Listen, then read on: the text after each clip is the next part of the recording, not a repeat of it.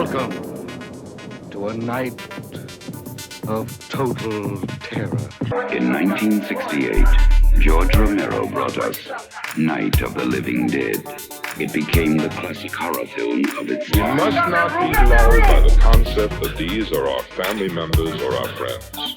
They are not. They will not respond to such emotion. Now, George Romero brings us the most intensely shocking motion picture experience for all time. It gets up and kills. The people it kills get up and kill. When there is no more room in hell, the dead will walk the earth. First came the night, then came the dawn. Now comes the most eagerly awaited day in horror film history. Welcome back to Thursday of the Dead, episode 178. My name is Jace. To really discuss the impact of Children Shouldn't Play with Dead Things on my life, we have to time travel back, before I knew of Night of the Living Dead, back to the mid-1970s in Daly City, California. I moved there with my dad when I was 4, and I went to school at Woodward Wilson Elementary School.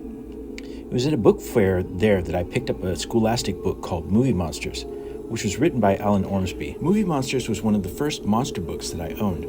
I liked that it covered films that I was already familiar with, like Frankenstein and Dracula. The thing about this book that really blew my mind was that there was an illustrated section on how to replicate the monster makeups written for kids. I used these instructions in my first attempts at monster makeups, and I even tried to replicate some of the drawings in the book. I remember one day that I made a bunch of kids at my dad's nursery school up as Phantom of the Opera. I thought the results were pretty good, and I wish there were photos of the kids taken that day. I remember seeing the cover for Children Should Play with Dead Things at a video store in Burlingame, California, while I was on a weekend visit with my mom. I was already into zombies at that point, and that cover really stood out. To give you some perspective, this was in the very early days of home video, and the tapes lining the walls were not for rental, but for sale only. Back then, a VHS or beta tape was very expensive. I think the price for the videotape for Children Shouldn't Play with Dead Things was nearly $70. I wanted it, and my mom had a VCR, but it was way too expensive, especially for a movie I hadn't seen. Now we need to jump ahead to 1981 or maybe 1982. My dad had moved us to Citrus Heights after we'd moved to Sacramento. And Citrus Heights is a suburb of Sacramento, and I covered some of my experience in Citrus Heights in my recent episode about the death of Sunrise Mall. While at a new school in Citrus Heights called Kingswood, I made friends with a fellow horror kid named Richard Gifford. We talked about monsters all the time during recess and after school. One day during a lunch break, Richard mentioned a horror movie that he watched on TV the night before, but he didn't mention the name. He said there were zombies in it and that one of the characters said, "I peed my pants!" To us sixth graders, that was one of the funniest things ever, especially from a horror movie. I didn't watch Children Should Play with Dead Things until years later, even though I worked at my dad's video store. Once I saw the scene where the character uttered that immortal line, "I peed my pants!" I realized it was the same movie that my childhood friend had mentioned back in the sixth grade cafeteria. I ended up buying a VHS copy later at Suncoast Video. Remember that place? It didn't have the great cover that I remembered, but at that point, a lot of companies were reissuing movies with alternate cover art. I'm still looking for that original VCI cover tape for Children Should Play with Dead Things, but the problem is that they become super expensive in the collector's market. The one I found currently on eBay is over $100. Like most of my other vintage VHS collection, I don't play the tapes. I just like to display them. I think this price is about twice as much as what I'd be willing to pay for an original VCI VHS tape.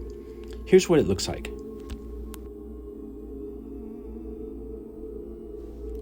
Flash forward to now, February 2023, and if you've been following this series or Music and Monsters on Facebook, you've probably seen that the next Thursday of the Dead screening is actually going to be Children Shouldn't Play with Dead Things.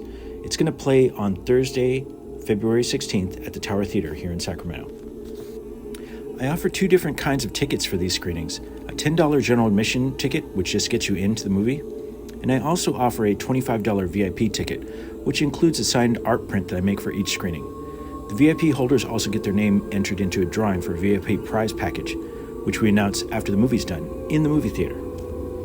The VIP prize package this time for Children Should Play with Dead Things will include a framed poster, not an original, a reprint, a sealed copy of the vinyl soundtrack, original, a copy of the newly released 4K set of the movie, as well as a copy of that Movie Monsters book written by Alan Ormsby himself. Tickets are on sale now via Eventbrite. and I'll have a link to the tickets in the description of this video.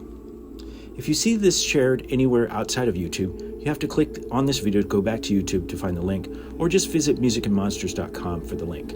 Children Shouldn't Play with Dead Things will be the last screening in the Thursday of the Dead screening for the near future. As I'm taking a break from the monthly screenings, I might be back this summer for something special.